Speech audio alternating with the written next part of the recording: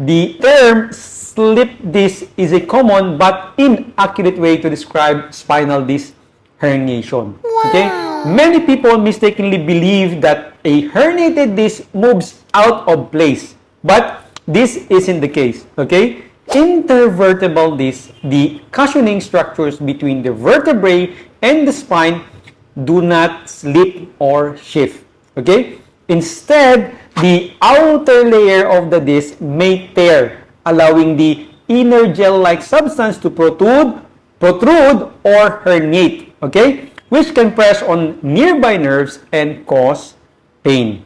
Alright? So, the human spine consists of 24 vertebrae stacked to form the vertebral column. Okay? So, between each pair of vertebrae is an intervertebral disc, which serves several important functions. One is cushioning, okay? Acting as a shock absorbers. So these discs reduce the impact of the spine during daily activity. Number two is flexibility. So they allow for movement and flexibility, enabling the spine to bend, twist, and perform other motions. So each intervertebral disc has two main components. Okay? One is the nucleus pulposus.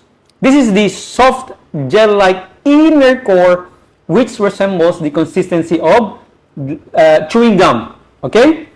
Number two is the annulus fibrosus. This is the tough fibrous outer layer that provides structures and protection to inner core of the disc. Okay? So, when a disc herniates, okay, one is degeneration.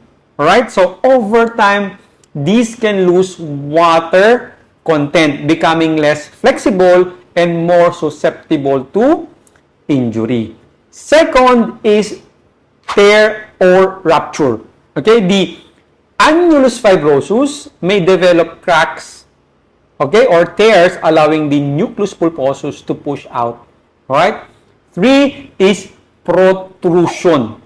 Okay? So, the inner gel-like substance can bulge or protrude from the disc. So, this condition is often but inaccurately called a slip disc. So, symptoms of herniated disc, one is pain. Okay? So, this can be localized to the lower back or neck. Alright? And may radiate down the arms,